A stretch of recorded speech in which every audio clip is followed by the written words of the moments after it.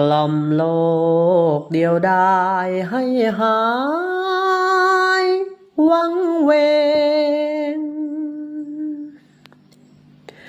ฉโลมเสียงเพลงไปบนโล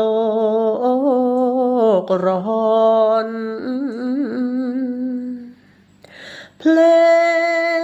งเอ๋ยจงแทรกสอนสู่พฤกษ์พงดงดอนกล่อมสิงขอนทั่วขุนเขาแหวกมานเมฆาสู่ฟ้าอัมภัยเทวาองค์ใดทุกข์ใจเงียบเหงา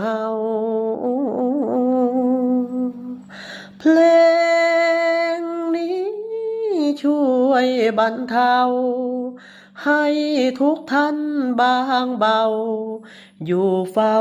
วิมานชิมพลี